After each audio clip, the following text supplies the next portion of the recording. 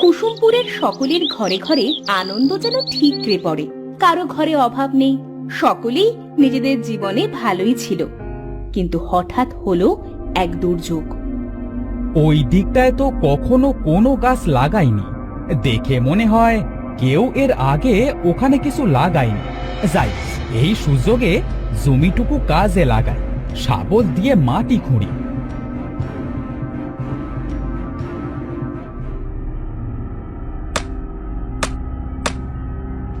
এ কি কি যেন বেজে উঠল? এ কি, এ তো একটা ঘোড়া। মাটির ঘোড়া পেয়ে বিকাশ খুশি হবে নাকি ভয় পাবে বুঝতে পারছে না, কারণ সেই সময় ভয়ানক ছায়াদের ঘোড়ায় বন্ধ করে মাটিতে পুঁতে রাখা চলছিল। বিকাশ ছোটবেলায় এমন অনেক গল্প শুনেছে দাদার কাছে।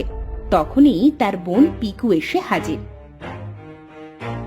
কি রে, তুই এখানে এভাবে বসে আছিস কেন?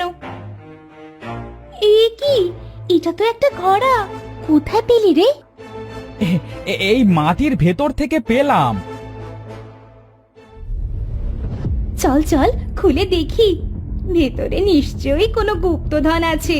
আমি শুনেছি জানিস, এভাবে নাকি অনেক কিপ্টে লোক তাদের ধন সম্পত্তি মাটিতে পুঁতে রাখতো।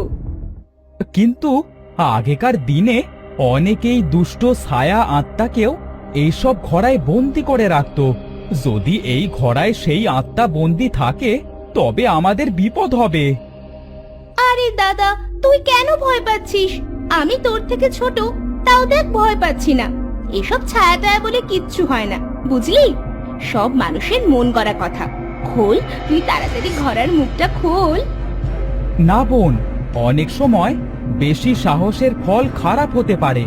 এটা আমাদের খোলা উচিত না, বরং এটা আমাদের যোগিনীর কাছে নিয়ে যাওয়া উচিত। যদি এটা থেকে দামি কিছু বের হয় তবে তার আমরা পাবো না, এটা কিন্তু মনে রাখিস। এত ভেবে কাজ নেই, এটা এখানেই পুঁতে রাখি, কাল সকালে এটা যোগিনীর কাছে নিয়ে যাব। ঘোড়াটা বিকাশ আবার সেই জায়গায় পুঁতে রেখে চলে গেল। কিন্তু পিকুর মনে যে লোভ বাসা বেঁধেছে তা বেড়েই চলল।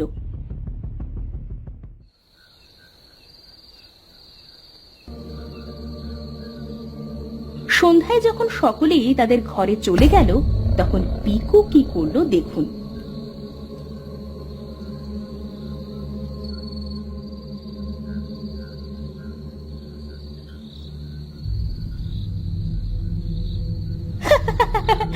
তুমি একটা বোকা দাদা, এবার এখানে আমি যা পাবো সে সব আমার একার।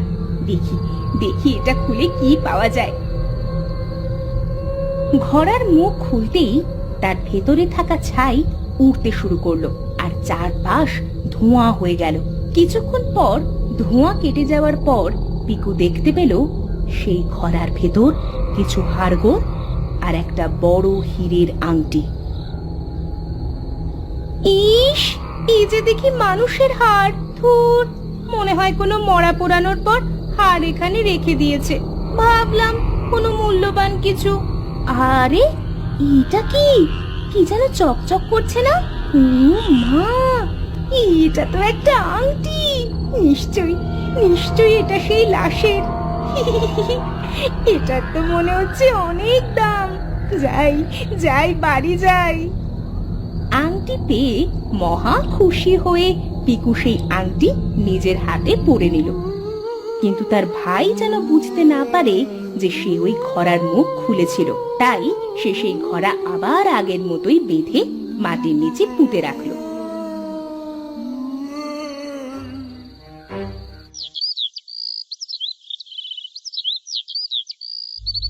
পরদিন বিকাশ সেই ঘোড়া নিয়ে গেল যোগিনীর কাছে। যোগিনী মা, যোগিনী মা, আমাদের সাহায্য করুন, চোখ খুলুন যোগিনী মা। চোখ খুলুন যোগিনী মা। কি হয়েছে বল, কেন এসেছিস আমার কাছে? এই ঘোড়াটা মাটির নিচ থেকে পেলাম, এই ঘোড়া খোলবার সাহস পাচ্ছি না। আপনি এই ঘোড়া দেখে বলুন এটা অভিশপ্ত কোনো কিছু কিনা। দেখি এ কি সর্বনাশ! এই ঘোড়া তোরা কেন উঠিয়েছিস? আমি সবজির বাগান করতে গিয়ে মাটি খোঁড়বার সময় এটা পেয়েছি। এটা কিসের ঘোড়া মাতা? এটা এটা একটা সর্বনেশের ছায়ার আত্মা। বসে এনে মারতে না পেরে শেষে আমার বাবা এটাকে ঘোড়ায় বন্ধ করে বাগান বাড়ির কোনায় পুঁতে দিয়েছিল। এটা খুবই জানক ছায়া আত্মা। এ কি বলছেন যোগিনী মা? এবার কি হবে? তোরা এটার মুখ খুলিসনি তো? না মা, আমরা এটার মুখ খুলিনি। তবে ভয় নেই, এটা যেখানে ছিল সেখানে পুঁতে দিয়ে আয়, আর কখনো এটা তুলবি না। আচ্ছা যোগিনী মা।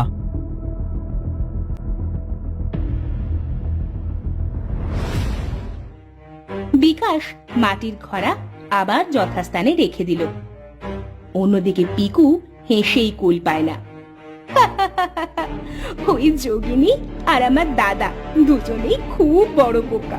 এসব ছায়া আত্মা বলতে কিছুই হয় না। নির্ঘাত যোগিনী ওই ঘোড়া রাতে চুরি করার ধান্দা করছে। কিন্তু লাভ নেই, সে কিছুই পাবে না, কারণ আংটি তো আমার কাছে। বোকা মহিলা।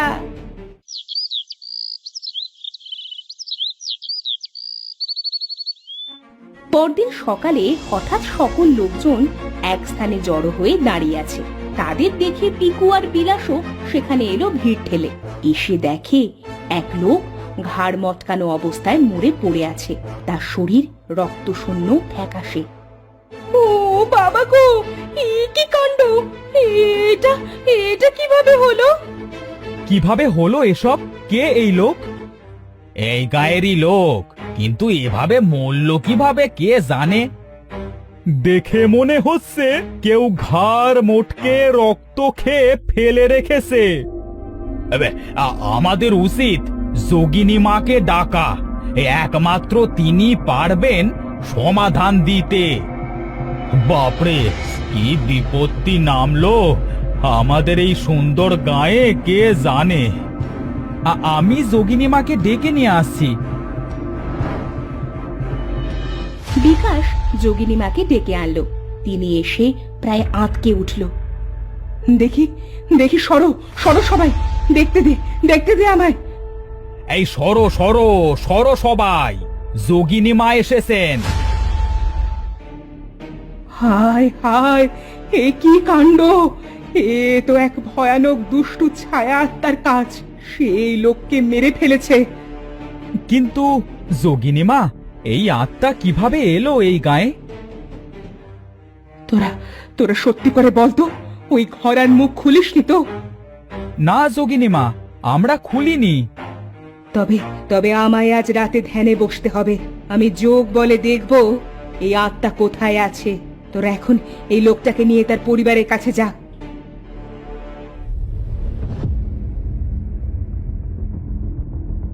সকলে চলে যাওয়ার পর পিকু এবার বেশ ঘাবড়ে গেল। সে এতদিন খুব সাহস নিয়েছিল, কিন্তু আজ এক লোকের মৃত্যুতে তার এই সাহস ভেঙে গেল।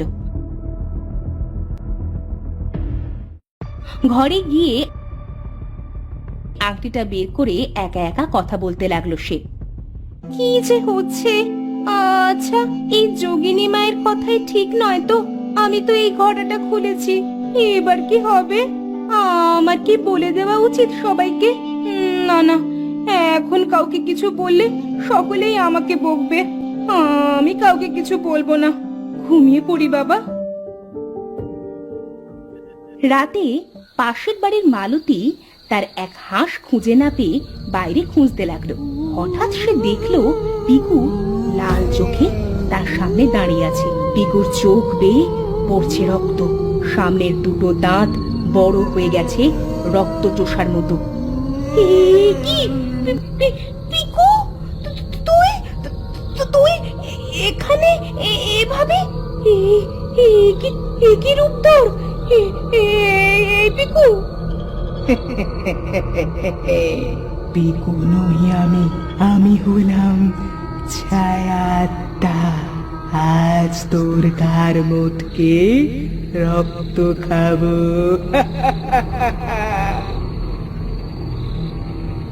কি কি আছো, বাঁচাও! পিকুর পিকুর ঘাড়ে ভূত ভর করেছে, বাঁচাও! কে আছো?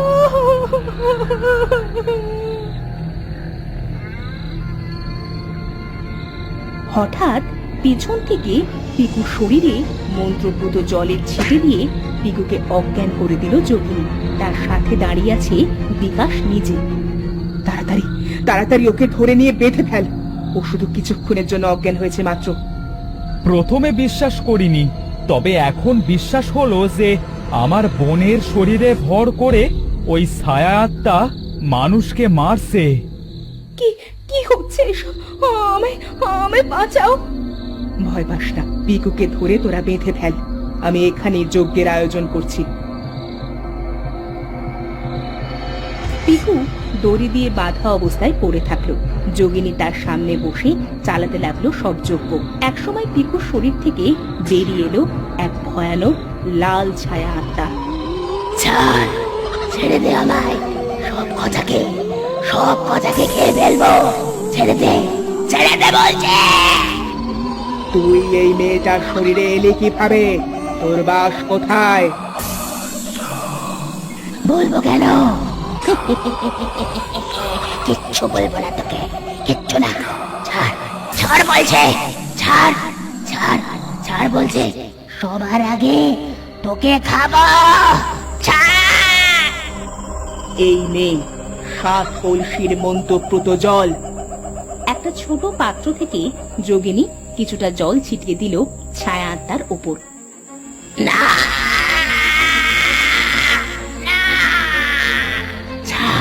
ছাড় আমায়, ছেড়ে দে।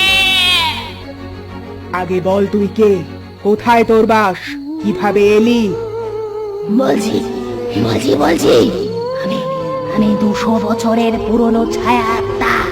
যখন যাকে পেতাম ধরে রক্ত চুষে খেতাম। একদিন এক বুড়ো এসে আমায় ঘরে বন্দি করে ফেলে মাটির নিচে রেখে দেয়। সেদিন ওই ছোকরাটা মাটি খোঁড়ার পর এই মেয়েটা এসেছিল, এসে এই ঘোড়াটা খুলেছিল। যদি কোনো ছায়া আত্মাকে কেউ ঘোড়ায় বন্দি করে তবে কোনো মূল্যবান বস্তু দিয়ে বন্দি করতে হয়। আমার ঘোড়ার মূল্যবান বস্তু হলো ওই মেয়ের হাতের আংটিটা। ওটাই আমার শক্তি। বিকাশ, ওই আংটি পিকুর হাত থেকে এক্ষুনি খুলে নে, আর ওই খড়াটা নিয়ে আয়।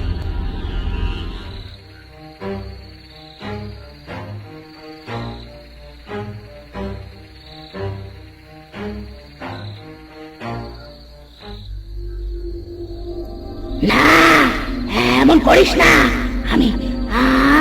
আমি আবার ভেতরে যাব না ভেতরে। যাবি না মানে? যেতেই হবে তোকে। এরপর সেই আংটি আবার ঘড়ায় রেখে মুখ বেঁধে দেওয়া হয়। সাথে সাথে সেই ঘড়ায় ছায়া আত্মাও আটকে যায়।